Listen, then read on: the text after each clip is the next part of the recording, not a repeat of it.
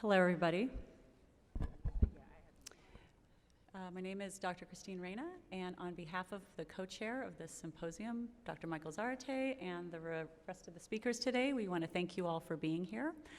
Before we get started, I'm going to introduce Dr. Chandra Benson from College of DuPage, who will be helping to organize the discussion afterwards, and she has a couple of logistical things to tell you.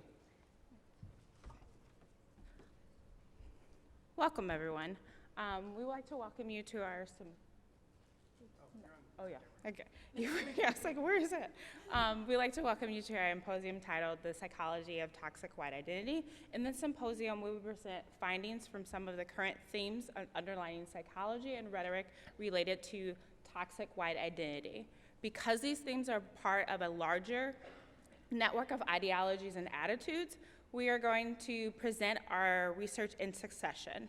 And open up the question and comment section at the very end of the presentation. So if you have any additional questions or comments, just note them down, and at the very end of the symposium, we'll have time for those. It is our hope that, taken as whole, these findings will reveal very important and interconnected patterns. I would also point your attention to the QR code that will be noted on the beginning of each individual presentation. For those of you who are not familiar with QR codes, most phones, if you just point your camera at it, you should be able to capture that code. There you will find our complete presentation in addition to any measures that each of the individual presentations are using. I will also point your attention to this at the very beginning of each of the individual presentations, just in case you have any questions or concerns regarding that. First up, we'll have Dr. Christine Reyna, who will be discussing information about the background related to toxic white identity, in addition to racial nostalgia.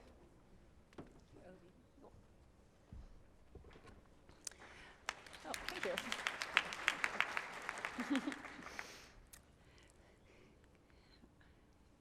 All right. It is not on. Oh, wait, no, it is. Okay, it is. So, as all of you are aware, white nationalism and far-right extremism are on the rise across America. Since 9/11, white nationalists and far-right extremists have accounted for 3 times as many attacks on U.S. soil compared to Islamic extremists, and this has accounted for over 76% of terrorism-related fatalities in the last decade. But this is not just an American problem. Far-right racial and national extremism is sweeping across Europe and other countries around the globe. For example, in the most recent election, half of EU countries saw 10% or more of the popular vote go to far-right candidates. And sadly, just last week in Germany, an avowed racist opened fire on an immigrant community, killing 9 innocent people and adding to the shocking spike of racial violence in that country.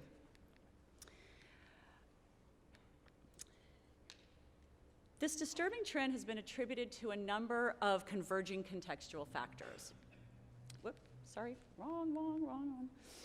So for example, changing demographics that reflect a decline in the traditional often white majority, mass migration due to war, famine, and political upheaval, economic instability, and widening wealth gaps.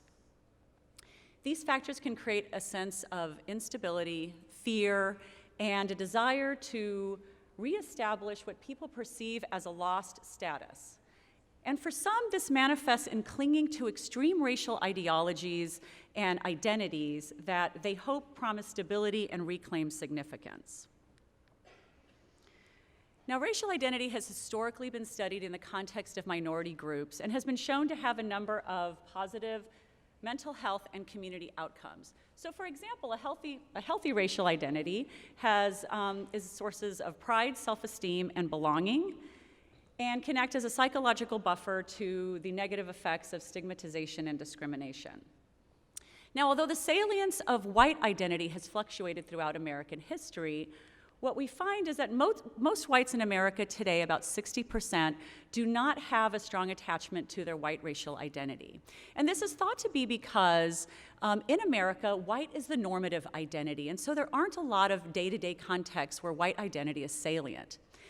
However, with demographic shifts and increased diversity in communities, workplaces, and even in political contexts, whites are becoming more aware of their racial identity and their changes in status. In this symposium, we are going to examine some of the patterns associated with what we are calling toxic white identity. And this is defined as an extreme manifestation of white identity characterized by race-based entitlement, a heightened sense of superiority over other racial and ethnic groups, and a belief that members of other racial ethnic groups have a negative impact on white culture and society. Now, to be clear, the vast majority of whites do not embrace a toxic form of white identity, but for those that do, the results can be dangerous. Toxic white identity can lead to xenophobia, legitimization of discrimination, and in its most extreme forms, support for intergroup violence. So the psychological correlates of toxic white identity are numerous and complex, and in this symposium, we hope to touch on some of the recurrent themes that we're finding both in our own research and in rhetoric used by people who endorse and promote a toxic white identity. And these include things like group-based nostalgia, entitlement, specifically racial entitlement, a sense of system ambivalence that whites feel towards a changing America, basking in the reflected glory of one's racial group, and comparing one's racial status quo to previous generations, and finally, some of the elements associated with perceptions of white victimization and calls to collective action. So to begin with, we're going to explore how longing to turn back the clocks to a time when whites and white culture dominated and defined America, and how that is associated with xenophobic and white nationalist ideologies.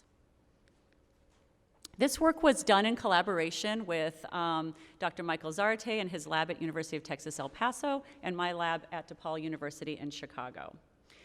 So one theme that we see in qualitative interviews with disaffected whites and in the rhetoric of far-right influencers is this nostalgia for a time when whites in America can live and work with their own kind, had unchallenged access to jobs and other resources, and existed within a political framework that supported white racial and cultural dominance.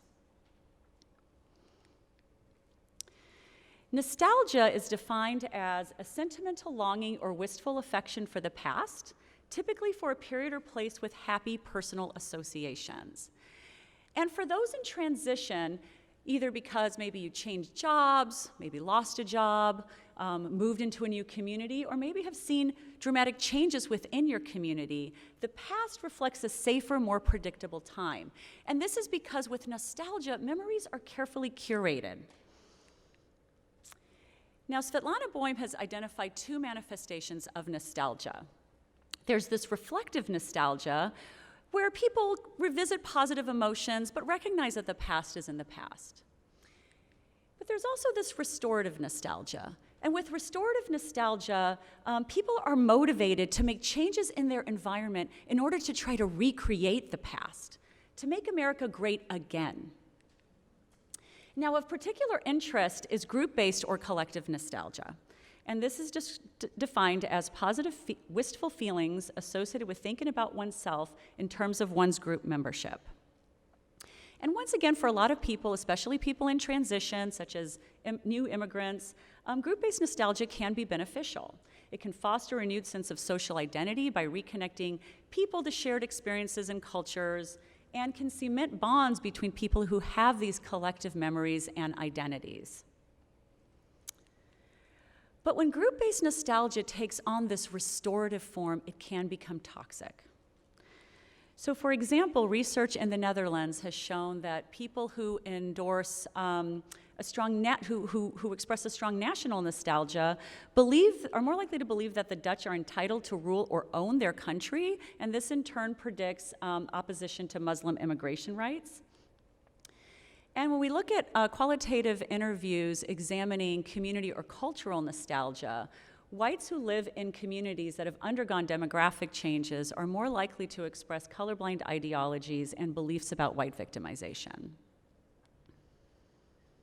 So the present research is going to examine both national and racial nostalgia and their association with negative beliefs about Latinx immigrants, support for extreme anti-immigrant policies, and endorsement of white nationalist ideologies. Study 1 examines national nostalgia in an American context, predicting anti-Latinx immigrant attitudes. So here, 147 white Americans filled out an anonymous survey about beliefs about America. They completed a 6-item national nostalgia scale that was adapted from Smeeks and colleagues, but for an American context, and included statements such as, how much do you miss the way American society was in the past? Now, one of the recurrent themes that we see in white nationalist ideologies is a belief that racial and ethnic minority groups pose a threat to whites' power, resources, and culture. And so what we wanted to examine was anti-immigrant attitudes that reflect both realistic threats as well as symbolic threats. So we had 5 items that measured beliefs that immigrants pose realistic threats to America, and included items such as immigrants are a threat to national security.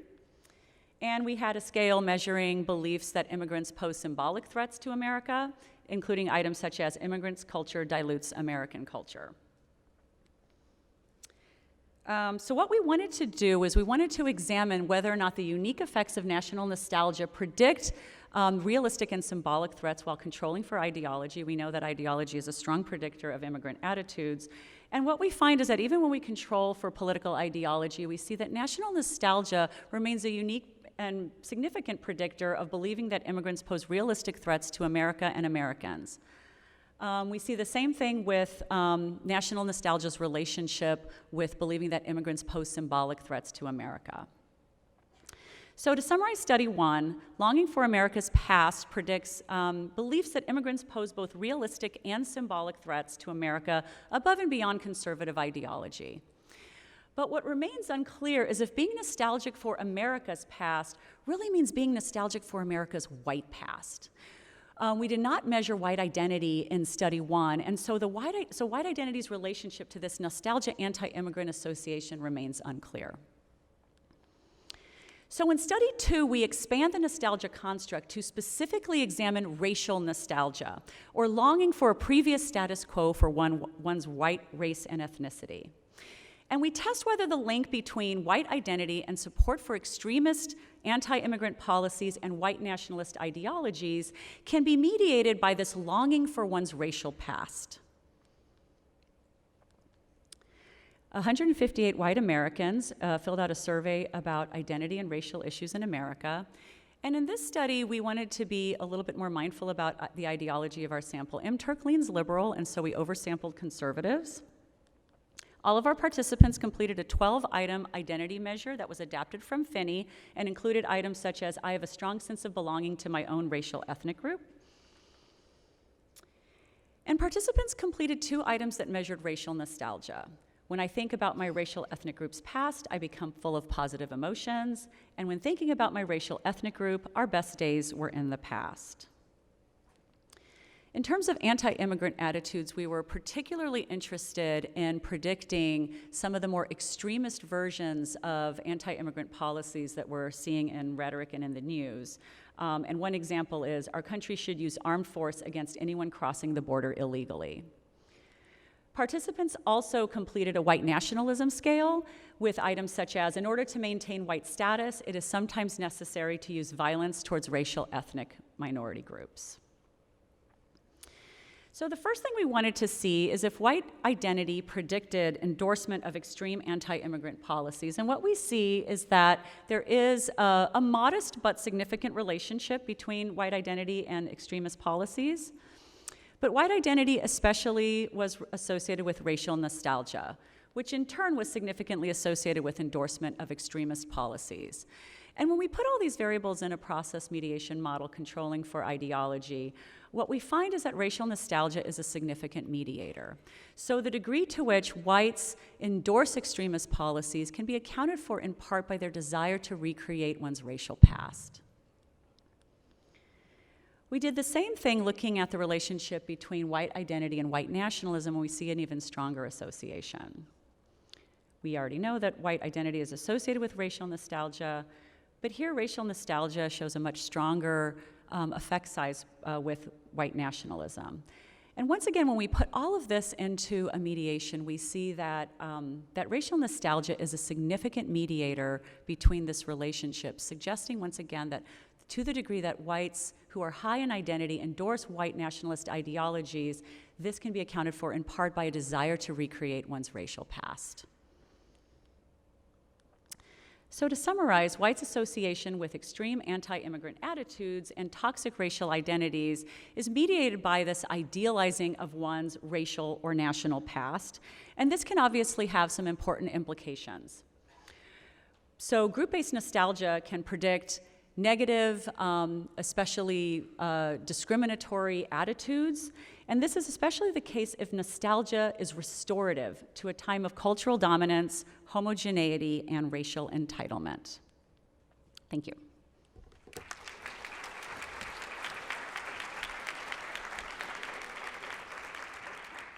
Thank you, Dr. Christine Reyna, for that talk.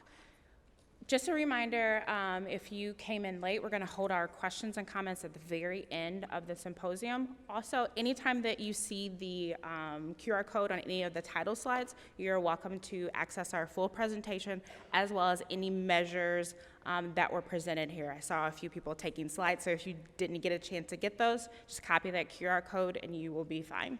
Our next presenter is going to be Cara Harris from DePaul University, who will discuss the psychology of racial entitlement in more detail.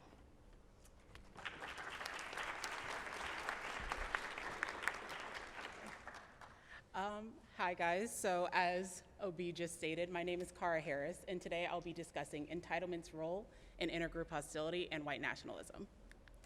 So throughout history, intergroup violence has been associated with the dehumanization of its victims. Therefore, it's important to understand the role dehumanization is playing in toxic forms of racialized identity and attitudes. So historically, we can see dehumanization in blacks in slavery, such as being seen as tools. Even today, blacks can be referred to as apes. Dehumanization can also be seen through the subjugation of women as sexual objects, as well as immigrants today being seen as vermin that need to be contained, or in the more extreme versions of dehumanization, such as genocide, destroyed. So dehumanization is known as attributing fewer human traits, emotions, and experiences onto a group or an individual. There are two main forms of dehumanization. The first is mechanistic, which represents the view of others as objects, emotionless, or automaton-like. The second is animalistic, which is attributing animal-like traits onto that individual or group. And this is the form that I'll be focusing on today. So some factors that can contribute to animalistic dehumanization is lack of contact, low levels of empathy, and negative stereotypes and distorted beliefs. What I'll be looking into is the distorted belief that perceiving groups as beneath your own through forms of entitlement. So entitlement refers to a sense of deservedness, self-importance, and expectations to receive special goods or treatment, and it's been studied interdisciplinarily. What I'll be looking into in particular is narcissistic entitlement, which has especially been studied in clinical and personality psychological literatures, but has been applied throughout other disciplines as well. Some things that correlate with narcissistic entitlement is high instances of aggression, antisocial traits, and low levels of forgiveness. So, entitlement, to my knowledge, has not been examined directly in dehumanization literature. However, if a person believes that other groups deserve to be at the bottom and do not deserve the same level of treatment as you do, then we can assume entitlement is an essential part in dehumanization and the mistreatment of other groups. So we decided to look in entitlement's relation with dehumanization across two studies. The first study, we hope to answer the question, does entitlement among whites predict dehumanization of marginalized groups? For study two, we hope to take a step further in asking the question, does dehumanization predict endorsement of white nationalist ideologies and support for extremist policies? And is this relationship in part driven by racial entitlement? So for study one, to reiterate, we will be examining the relationship between dehumanization and narcissistic entitlement. We were able to recruit a total of 246 self-identified white Americans through Mechanical Turk. And the measures used was the entitlement subscale from the Narcissistic Personality Inventory, specifically 2 items. I will never be satisfied until I get all that I deserve, and I insist upon getting the respect that is due to me. To measure dehumanization, we use an adapted version from Kataili and colleagues of the Ascent-to-Man scale. And to go further into this measure, we had participants were given different groups to rate, and they were asked, how evolved do you consider the average member of each group to be? For example, Blacks. They then rated on a 7-point scale of where they believed that group fell based on the photo shown. So we ran a partial correlational analysis to see if entitlement does predict dehumanization in marginalized groups. We reverse coded so that positive numbers represents higher perceptions of dehumanization towards these groups. And what we see is yes, entitlement does predict dehumanization of racial and ethnic minority groups, but interesting enough, also in whites. So this suggests that narcissistic entitlement is associated with seeing all groups as beneath oneself. So to summarize, results suggest that narcissistic entitlement is associated with dehumanizing both the majority and minority groups. However, narratives that often emerge from white nationalism have a common rhetoric of dehumanizing minority group members. So in order to test this directly, we need to include racial components that may influence whites' negative perceptions of minority groups. Thus, entitlement in a racial context may be relevant in understanding the relationship between dehumanization and toxic intergroup attitudes. So, to do that, we have study 2 in which we explore in racial entitlement's relation to dehumanization in toxic intergroup attitudes. And to do so, to explore racial entitlements in a racial context, we particularly investigated identity-based entitlement, such as group entitlement that focuses on the identity and in-group versus out-group feelings of deservedness, so what was previously discussed in the prior presentation on national nostalgia. Next, we have aggrieved entitlement, which examines an expectation that an individual has of their privilege associated with their identity, but believes that they have not received said privileges. So this is typically associated with gender violence, such as with incels. Also, we can see this with mass shooters as well. So this literature inspired our construct of racial entitlement, which we are defining as the belief that oneself or group is inherently deserving of privileges and special treatment because of their race. Now, we believe this form of entitlement can influence racially motivated attacks and opposition to racial change. So to reiterate, study 2 will answer the question and ask the question of, does dehumanization predict endorsement of race or white nationalism, I don't know what happened there, and support for extremist policies? And is this relationship driven in part by racial entitlement? So for this study in particular, we were able to recruit a total of 358 self-identified white Americans through Mechanical Turk. And for our racial entitlement scale, we created a 10-item measure. An example item is, I feel I am more deserving of good things than others because of my race and ethnicity. And for racial entitlement, we did adapt some elements from Campbell's entitlement scale, but with a racial focus. So for additional measures used, we followed up from study 1 by using our adapted version of the Ascent-to-Man scale to measure dehumanization. We also created a 13-item measure to look into white nationalist ideologies. An example item is, white American culture is what makes this country great. And we created a 13-item discriminatory policy scale. An example item is, increasing police patrols in racial and ethnic minority communities is necessary to lower crime. So to follow up from the original study of study 1, we wanted to see if racial entitlement is a factor in dehumanization, such as what we saw with narcissistic entitlement. And when we look across the groups of this correlational analysis in which we did control for political ideologies, we do see that racial entitlement does play a role in dehumanization of marginalized groups, but also whites as well, though to a lesser extent. So when we frame entitlement across racial and ethnic lines, we do see that it does cause a much bigger effect size for minority and marginalized groups. And for additional analyses, we did combine our marginalized groups in our dehumanization scale. So the constructs used that we can see in the study are highly intercorrelated, but once again, we wanted to see if the relationship between dehumanization and toxic intergroup attitudes, which we are measuring through endorsement of white nationalist ideologies and discriminatory policies, are mediated by racial entitlement. So when we run a process mediation model, once again controlling for political ideologies, first and foremost, we do see that the relationship between dehumanization has a positive relation with endorsement for white nationalist ideologies. So, but when we mediate this effect by racial entitlement, we see a partial mediation occurring. So this tells us that when a white individual dehumanizes marginalized groups, it can lead into support for white nationalist ideologies. However, this can partly be accounted for due to their feelings of deservedness because of their associated racial group. When we run the same process mediation model to look at discriminatory policies, we do see a similar pattern occurring in which dehumanization has a positive relation to support for discriminatory policies.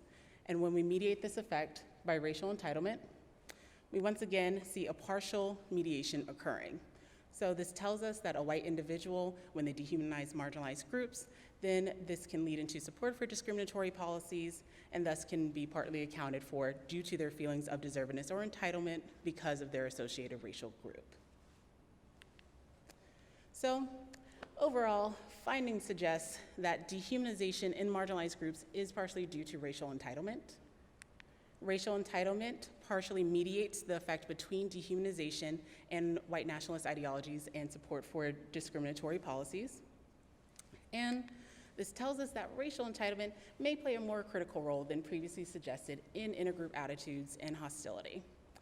Thus, we cannot expect to integrate change into intergroup relations if we do not consider the effect that entitlement, especially racial entitlement, may hold on hostile behaviors presented in racialized identity and violence. Thank you.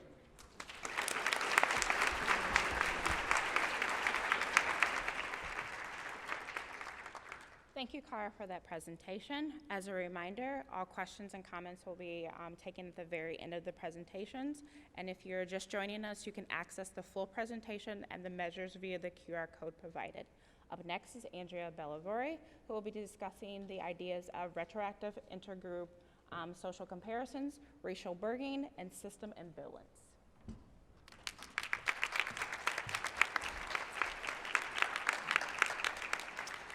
Hi, everyone. I'm Andrea Bellavary, and I will be presenting Ambivalence is Bliss. So there are many unique narratives emerging within toxic white identity that suggest an ambivalence towards the American system.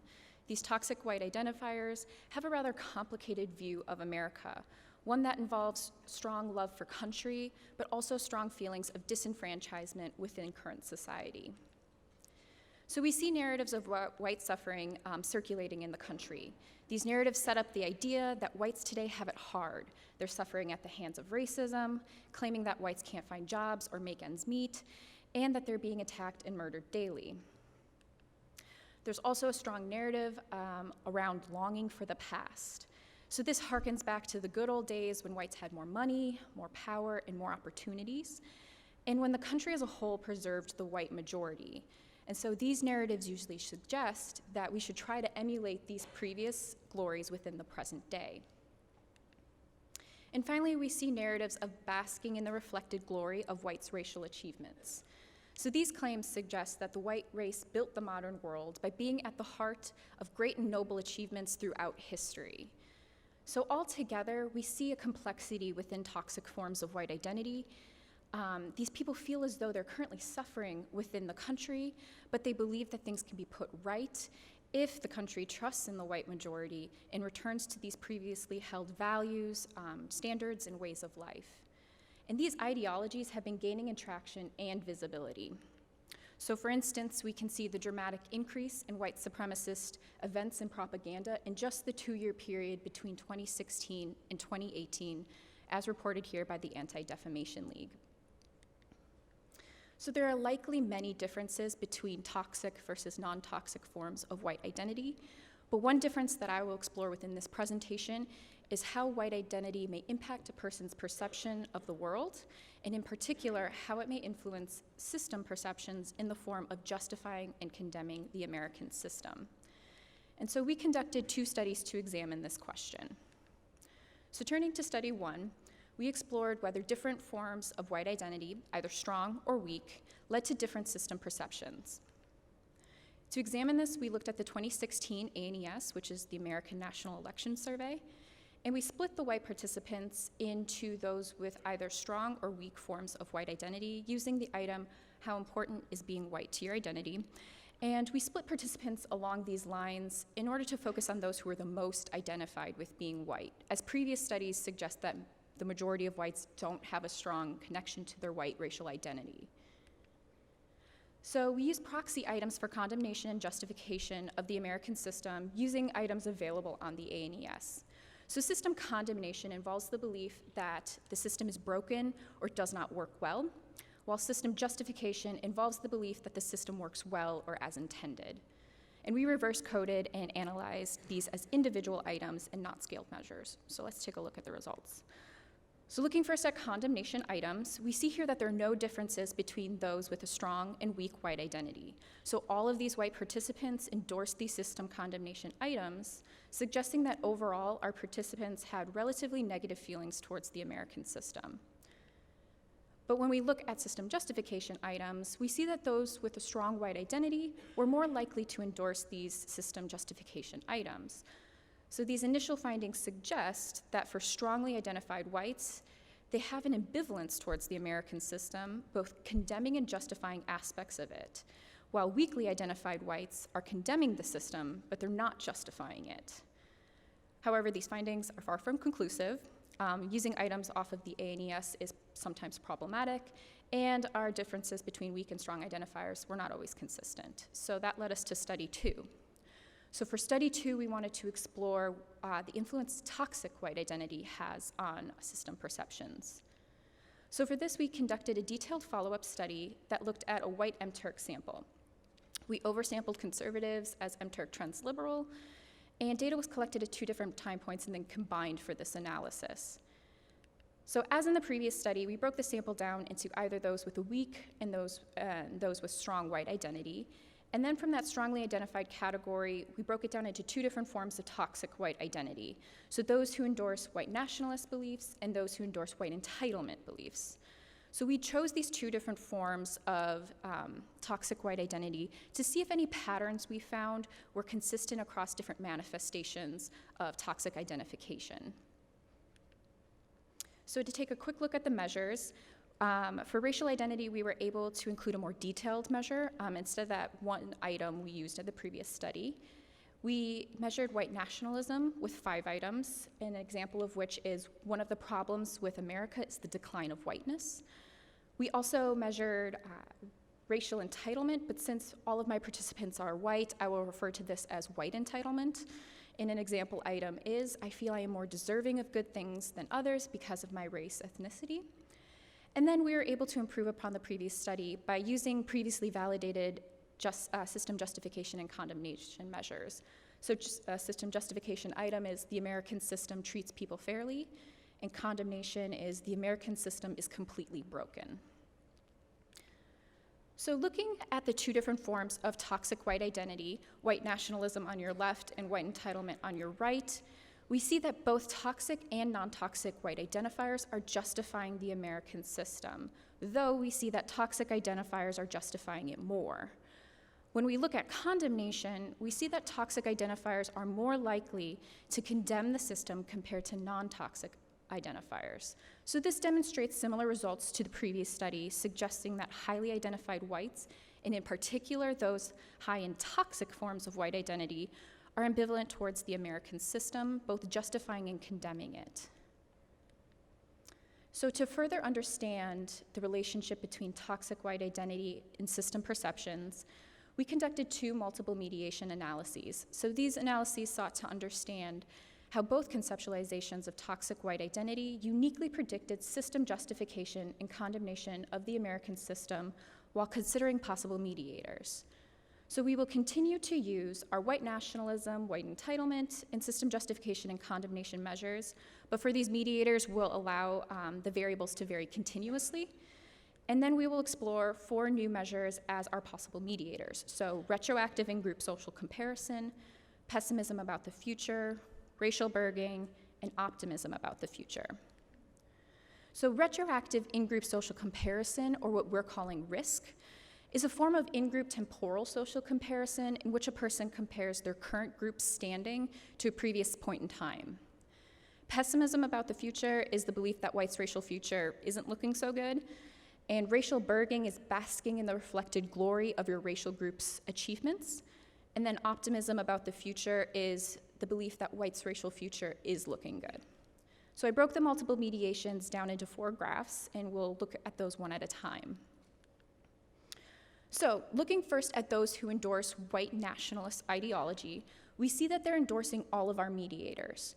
So they feel optimistic about whites' racial future in the country, they bask in the glory of whites' racial achievements, and yet they also think that the future for whites isn't looking good in the country, and they believe that whites in the past had it better than whites today.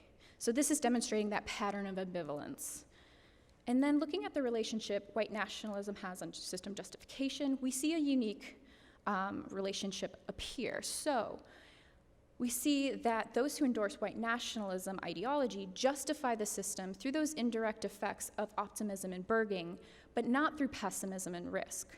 So this suggests that when justifying the American system, those who endorse white nationalist beliefs feel optimistic about whites' future in the country, and they're basking in whites' racial achievements, hence why they think that the system is working well as it currently stands.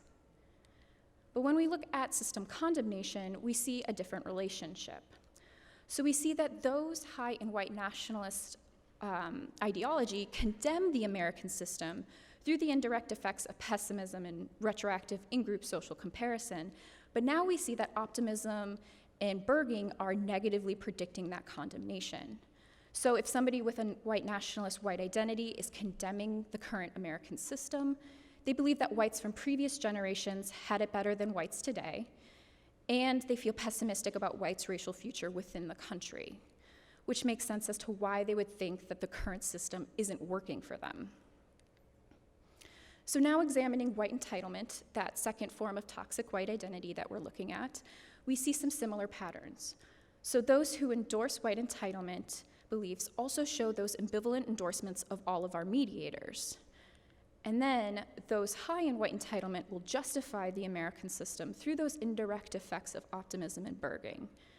So these people believe that the American system is working because they feel good about their racial group's achievements, and they're feeling optimistic about their group's future. Conversely, those high in white entitlement will condemn the system through the indirect effects of that pessimism and risk, and we again see that optimism and burging is negatively predicting that condemnation.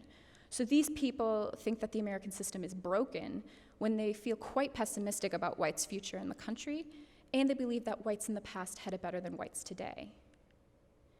So these results suggest that it is likely that highly identified whites' ambivalence towards the American system varies along toxic versus non-toxic forms of white racial identity. But beyond this, it indicates that white racial identity is likely more complex than current research would suggest.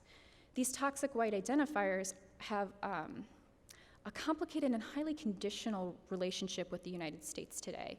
So they're not simply condemning or justifying the system outright, but rather, as we see in the media, people with these toxic white identities are idealizing and romanticizing a former America, and they're condemning and demonizing the current state of whites' treatment in modern America. So this conflicted state may contribute to dangerous downstream consequences, such as appeals to violence in support of returning whites to this previously idealized time. Thus, the Patriot Front, a white nationalist group that was formed in the wake of Charlottesville, uses these very same appeals within their manifesto, when they state, "The time of the Republic has passed in America as the system grows too weak to perform its duty. The damage done to this nation and its people will not be fixed if every issue requires the approval and blessing of the dysfunctional American democratic system. Democracy has failed in this once great nation." Thank you.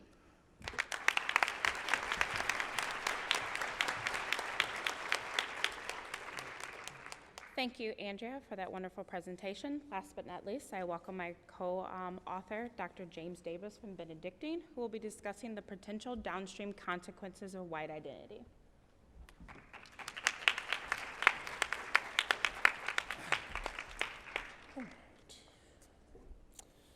All right, hello everyone. I'm James Davis, and this talk is When Equality Feels Like Oppression, examining the relationship between white identity and political violence. So, group consciousness involves three main components: social identity, group-based social identity, political awareness or ideology regarding the group's relative position in society, and a commitment to collective action that is aimed at realizing the group's interests. So historically, researchers have focused on how ethnic and other minority group consciousness motivates collective action.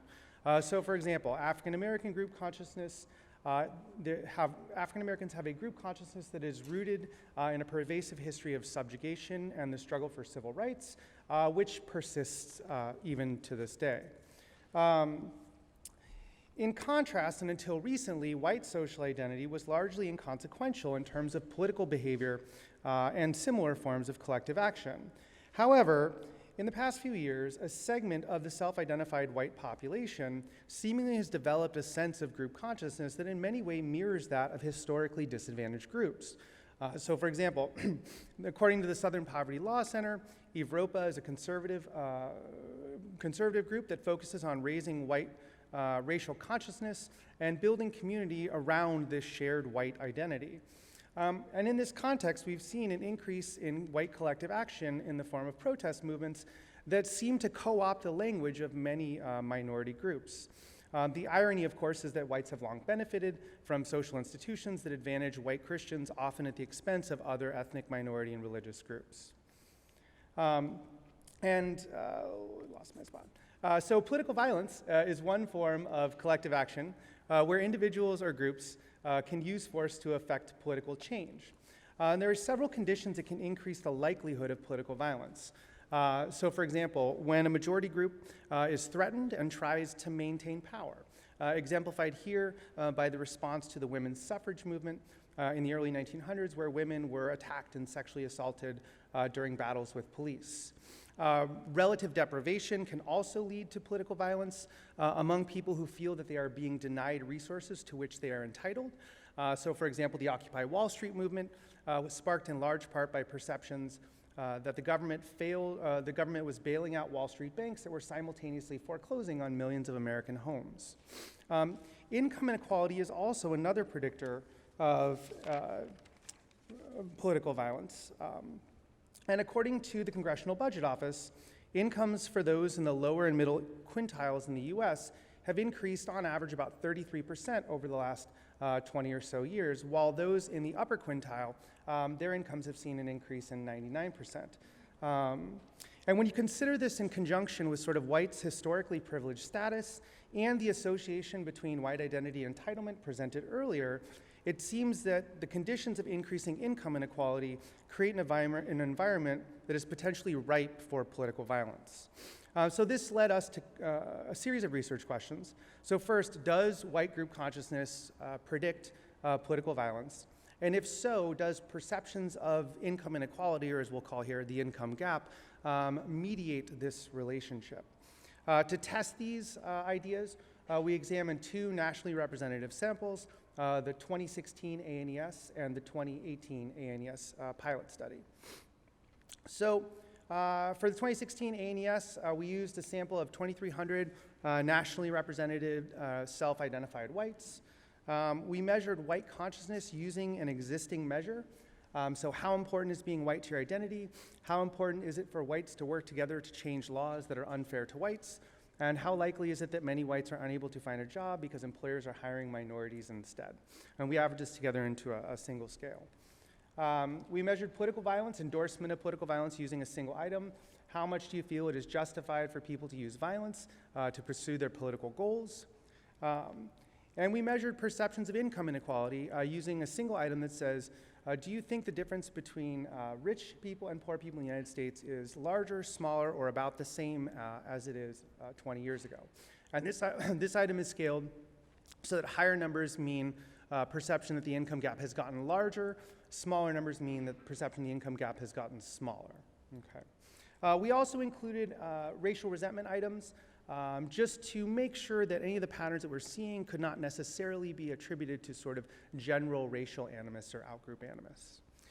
So we began with multiple regression analysis, and we find that there is a positive association between white consciousness and support for political violence. So as participants increase their white consciousness, they also increase endorsement for political violence. We also see an interesting negative relationship between perceptions of the income gap and political violence. That is to say, the more that you believe that incomes have gotten equal over the last 20 years, the more supportive of political violence these participants were. So next we examined mediation analysis to just see if perceptions of the income gap would mediate this relationship. And we do find a negative association between white consciousness and perceptions of the income gap. Again, as participants' white consciousness increases, they believe that incomes in this country have gotten more equal over the last 20 years. Now, the effect sizes here are relatively small. So this was not a statistically significant mediation, although it did reduce the direct effect of white consciousness on endorsement of political violence a little bit here. So in study one, we find that among this nationally representative sample of self-identified whites, white consciousness is associated with increased support for political violence and a perception that the income gap in this country has gotten smaller over the last 20 years. Moreover, these patterns persist when we control for things like political ideology and racial resentment, and these data suggest the possibility that highly identified whites may perceive themselves, as becoming more equal to traditionally marginalized groups, and thus feel similarly oppressed and motivated to adopt similar avenues of collective action. Given that the political discourse in this country has gotten a little bit worse in the last couple of years, we next examined 2018 data to see, do the patterns that we observe in 2016 persist, and is it possible that those high in white consciousness would also endorse other avenues of collective action, specifically support for democratic norms and processes? So in study two, we used a sample of 1,800 self-identified whites, again, nationally representative sample. And again, we measured white consciousness using these same three items as study one. We measured perceptions of the income gap using this same item, where higher numbers mean the belief that incomes have gotten, the gap in incomes between rich and poor has gotten larger over the last 20 years. Lower numbers mean belief that the gap in incomes has gotten smaller.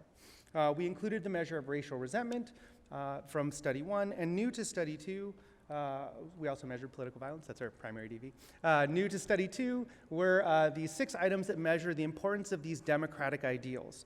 So participants are given 6 statements and asked how important are each of these for the US to maintain a strong democracy.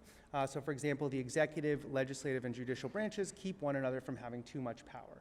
So higher numbers on this scale mean greater endorsement of these democratic norms. So we began with a regression analysis looking at the effect of white consciousness on support for democratic norms. We find a negative relationship here.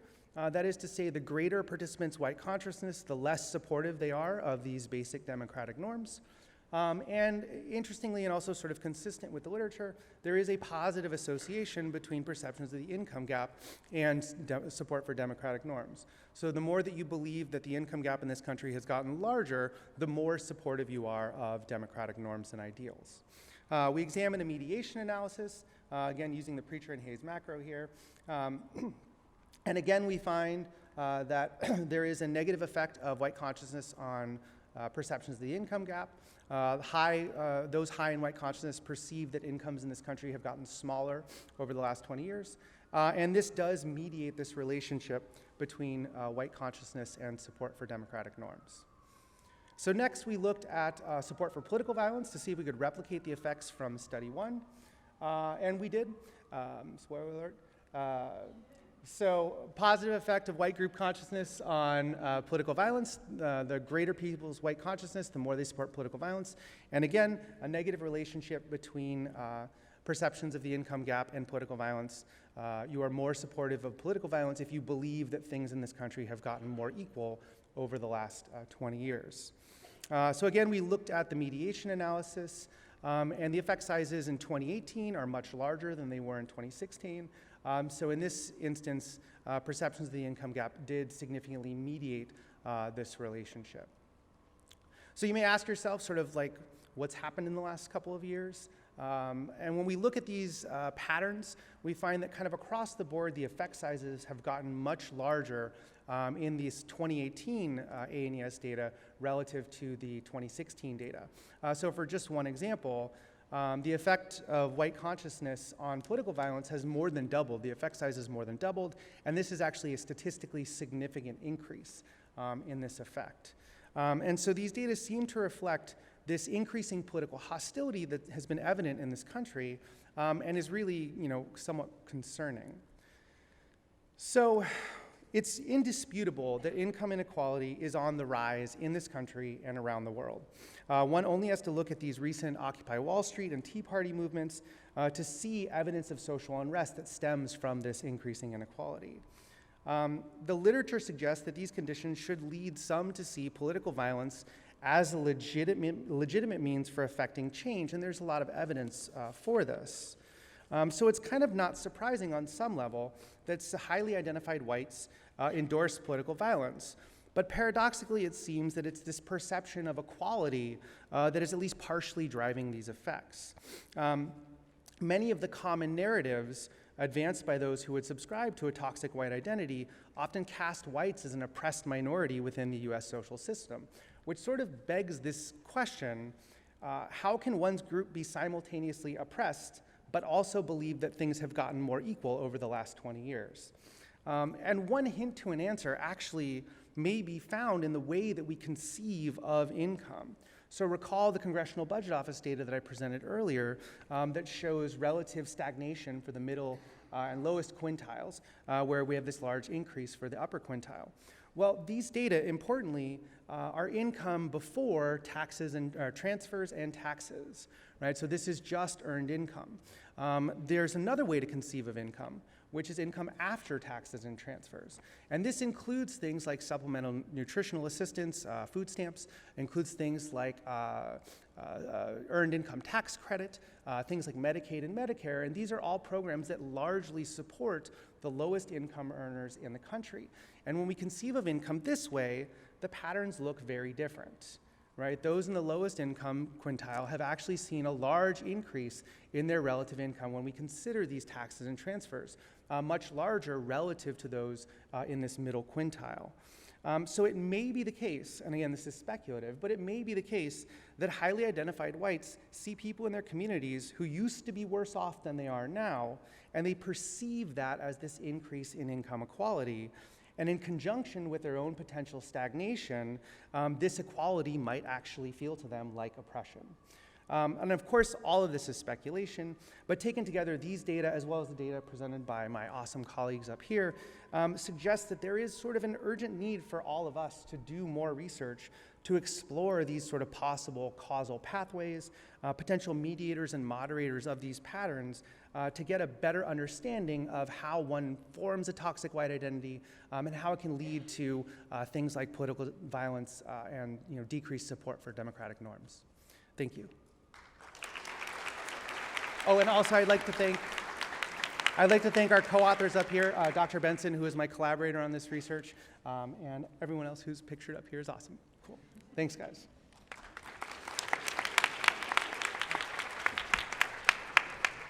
Okay, we got a bit of time for questions. If you came in during the last presentation and missed the previous presentations, you can access them via that QR code, which includes the complete presentation along with measures that we use for each individual study. And so we like to sort of open the room for any questions and comments that anyone had. Questions, comments? Do you see something, Cara? Okay, there you go. So I really enjoyed all of the talks, and I was wondering if anyone could kind of speak to this idea that when now I want to sing a song. When you measure a racial entitlement, it's really interesting to me that the items are about that I should get more because of my group, not my group should get more. So would you expect the same kinds of effects if we focused more on my group being elevated rather than that me personally should get more because of my membership in that group? There are some, okay, never mind. Oh, wait.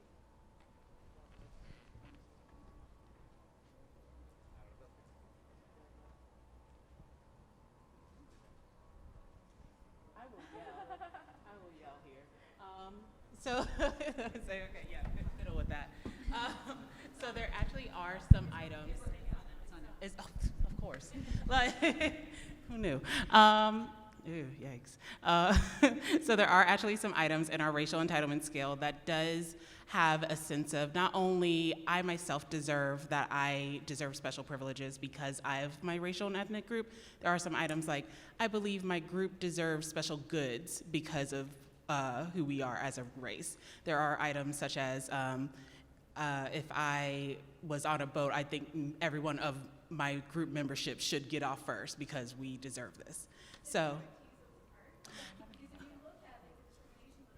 Mm-hmm. Very different effects, sorry. Thank you, You find Obi. very different effects if you look at perceptions of personal discrimination rather than group discrimination. Yeah. No, you're completely right with that. We have not just yet teased that apart. Christine, do you want to add something to that or not? No? No, Okay. I mean, Well, we will. Hi. No, that's a really interesting suggestion, and we'll take a look at that. We have a lot of our measures have a mix of both, but it would be interesting to see if there's a distinction between the two. Are there any additional questions or Other comments? that anyone questions? has? We're hoping this would be a conversation, so just share ideas. If you have data on your own. Individuals, one in the back, one over here, and sitting down. She's in the yellow. Yes. Because I could reach you first. You're trying their best. Hello. Hi. Thanks for the great talks. I really enjoyed the whole symposium. I had a question because a lot of the talks were focused on white nationalists, and these are folks who will explicitly say like, yeah, woo white. But we see like a lot in society a sense of defensiveness, racism denial, all these other forms of more subtle, let's say toxic whiteness, if we can call it that. And I was wondering what your thoughts, like across the panel, were for what the implications for this would be for general white folk, as opposed to explicitly like white nationalist white folk. So your is your question, what is the implication for people who may be leaning in this direction, but maybe not have fully crossed over into explicit white nationalism? Thank you. If we're talking about society as having privilege and having different structures that favor groups, then these groups have complete blind spots over this experience of favoring. So then they may also or they tend to experience egalitarian, Yeah. right, like regulations as threatening to their own experience. But they're not saying like, yeah, whites should get it all. So I'm wondering where you see this going in terms of general population.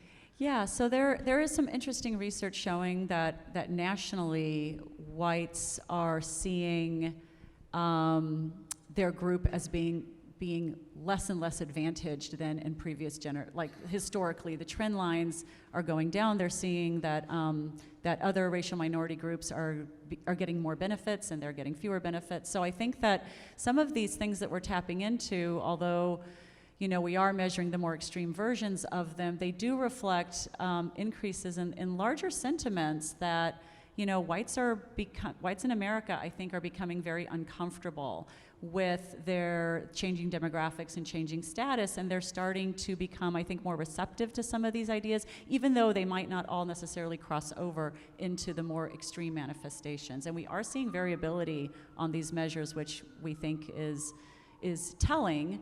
The good news is that there's, still positively skewed, but there are people who, there's variability. Anyone else want to add to that? Yeah, these are great questions.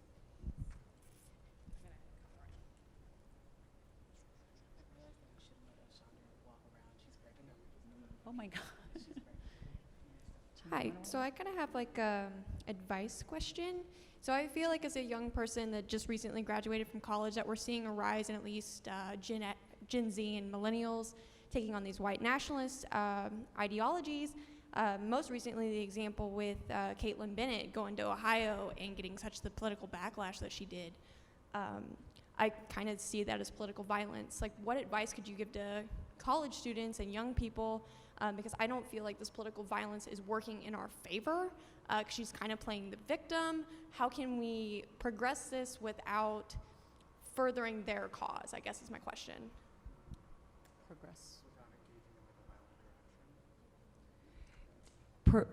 Can you clarify progress what? So, like with Caitlin Bennett's situation, she went to Ohio. She caught major backlash from the university. Students protested. So I found that to be a form of political violence. But she's ended up playing the victim and gaining support for her ideologies because the liberal left is being violent. So again, my question would be, how can we as young Democrats and young college students combat these millennials and Gen Zers like Caitlin Bennett that are progressing the further right-wing movement? So there's a recent article in The Atlantic that might actually speak to this, where they looked at people's information ecosystems. So, which sort of led me to think of like, how does one sort of develop this sort of sense of toxic identity? How does one develop these ideas that are not necessarily fact-based? And I think that what the article showed was that the journalists created 2 fake social media accounts, and then with one liked all things pro-Trump, pro-conservative, and liked the other account all things very liberal, and sort of observed how like there's a completely different information ecosystem that people live in. And so I think part of what can help, and one of the items actually in the support for democratic norms was an item that said, it's important for people to agree on basic facts even though they disagree politically. So one thing that I think may help to sort of defray some of this political violence is just sort of, people being able to acknowledge the amount of bias that is in their information ecosystem, and then, try to develop a set of common facts that we can use to start from. I also think that universities need to do a better job creating constructive conversations around these issues. And I think that, while I have a long and happy history with protests and collective action, I think that the university needs to be a context where we can have critical conversations about this without it devolving into violence on either end. And I think that we need to do better to create those spaces. And I definitely would love to hear from folks in the audience who may have ideas, if you've been more successful than I think the typical standard situation at the university.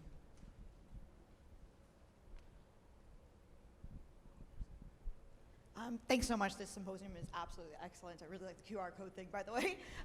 What I was going to ask is, like, how can we move forward positively with the idea of a non-toxic white identity? So basically, like, within like majority or mainstream culture, a lot of people who are of that majority member don't see that they have a culture, wouldn't consider that they have like, a white identity.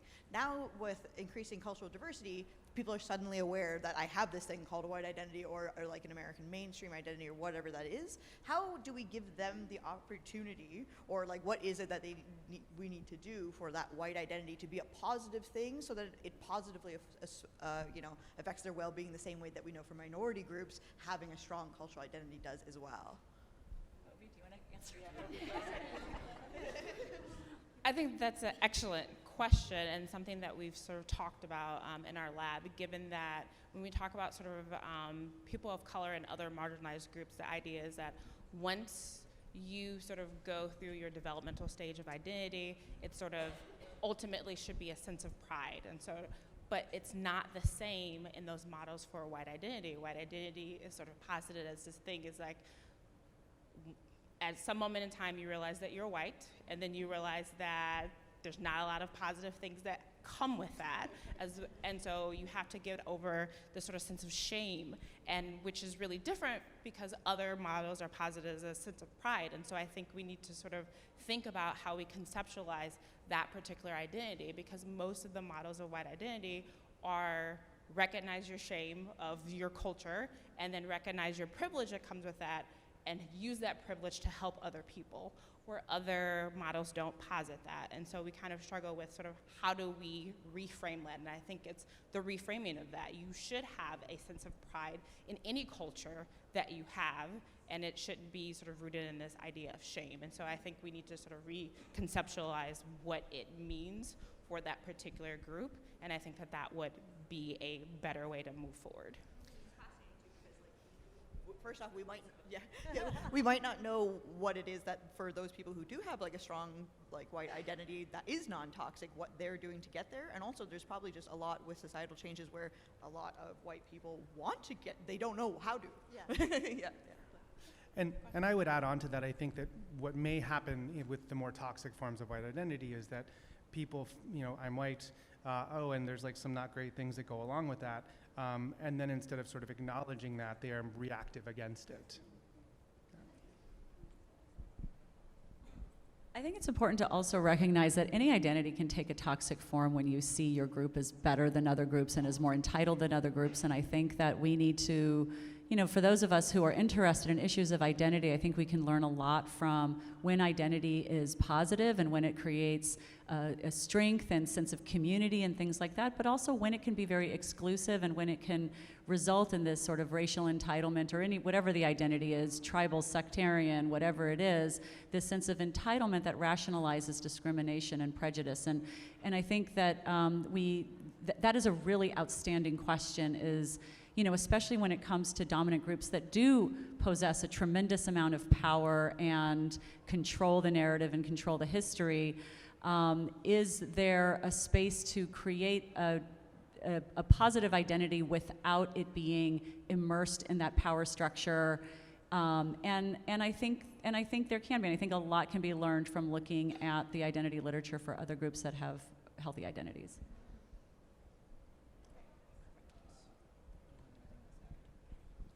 Thank you so much. That was a fantastic panel.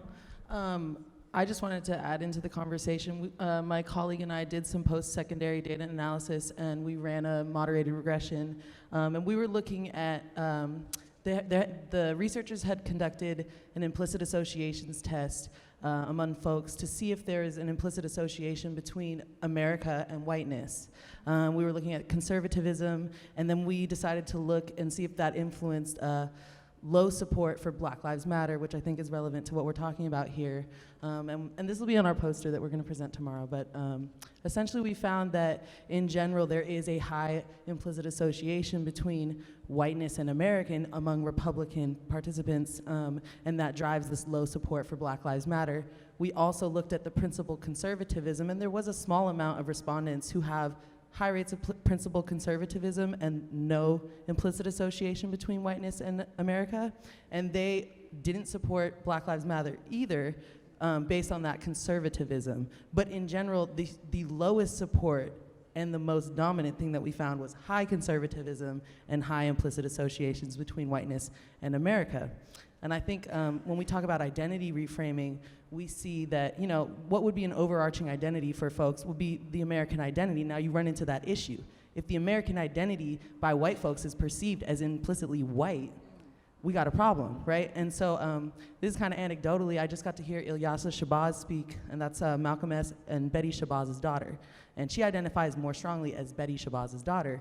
And what she really touched on was, in order for us to get through all these things, we really need to love ourselves, right? To love ourselves, we need to know our roots.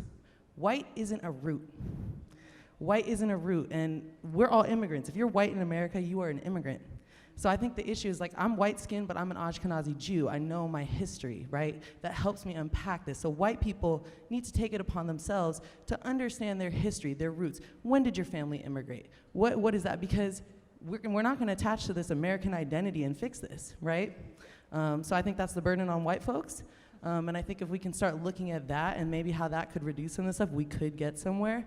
And essentially, I'll just end this. I do my research in Arcata, California. That's We Out Land. I want to acknowledge that's We Out Land. That's why I get to do what I do. And I think acknowledgement without action is not enough, so I'm going to say give that land back, and I encourage you to do the same when you speak. Thank you very much. So I completely lost my thought because I just wanted to say I went to Humboldt State University for my undergrad and graduate, so awesome. And I lost my thought because of that. What was I going to say?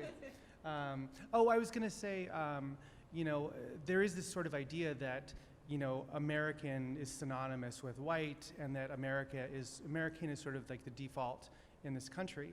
There's a really amazing book, and I'm not going to try and say the woman's name because I know I will mispronounce it, but she's a political scientist, and the title of the book is White Identity Politics. And in it, she argues that the election of Barack Obama was sort of a tipping point for a lot of these sort of toxic white ideas, because it forced a lot of people to come face to face with these changing demographic patterns in the United States. And you see a lot of this in terms of sort of people's reactions to ethnic minority political figures like Alexandria Ocasio-Cortez and some of her contemporaries.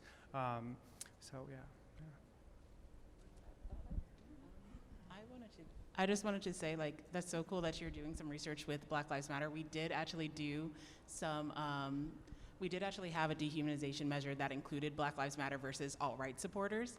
And it was interesting because when we controlled for political ideologies as opposed to yourself of looking at conservatism, which is amazing. But when we saw that, we actually saw that there was a difference. I ran these analyses, I didn't let you know, sorry.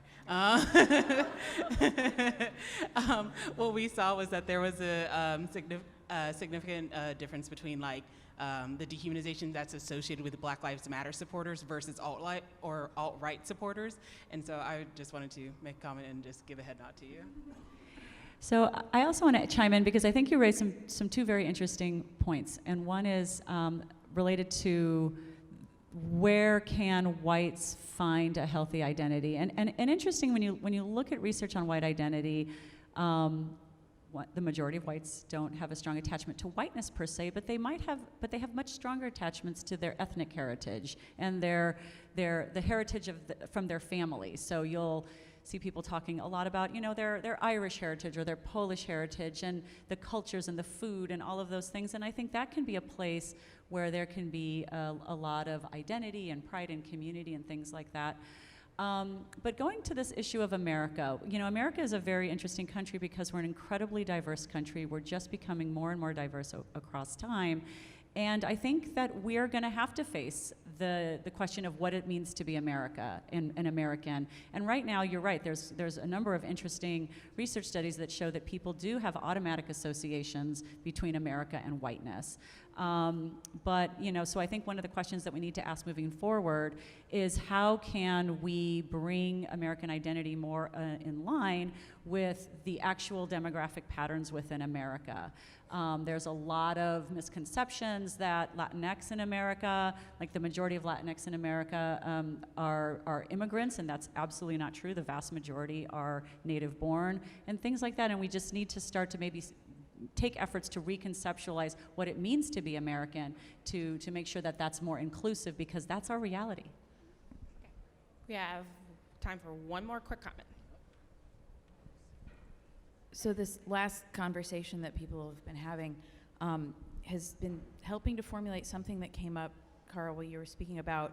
You mentioned the idea that dehumanization was also associated with perceptions of whites as well as minorities, white people were being dehumanized and things like that. Yes, did I understand that correctly? Yeah, no, okay. You got that right. So I was sort of thinking about this idea of humans as animals and this association with humanity as animalistic and the strong survive and these kinds of things. And I wonder if there's some element of, with America being perceived as a meritocracy and strivers are the people who succeed, and if you work hard enough, you'll do the thing and you'll get the stuff and everything will be happy and beautiful. And if that's the perception of what it means to be American, and there's also this association with whiteness in America, and all of a sudden other people are doing well and you're not doing well, and that means you're not strong, and that means you're not a survivor, and all of a sudden there's this level of threat associated with being a white American who's not strong and a survivor. And I wonder if there's some element of that's a very negative space where some of these associating other elements of ethnic heritage and things like that, if all you have as being an American is being a successful person who has made it through the meritocracy, and you don't, all of a sudden you're not strong, you're not powerful, and finding something to replace that might be very, very important. I appreciate that comment. I didn't know if that was a question. I'm so sorry. There wasn't really a question as much as, I don't know what you think of that, but I thought I'd throw it out there.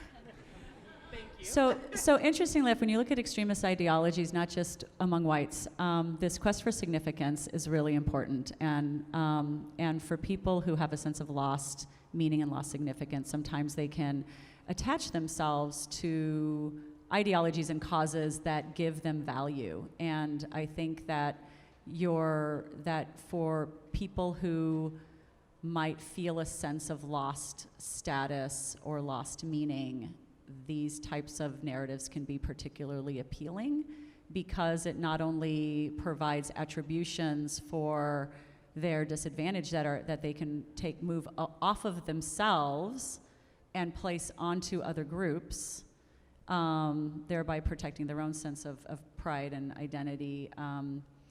But also they can continue with that narrative in a way that says not only are you a victim, and this is not your fault, but there are things you can do to rectify that. There are things you can do to rebalance the scales of justice to benefit you and yours. And I think that that's where you see a lot of these appeals towards these more extremist viewpoints, like that's where they're kind of situated.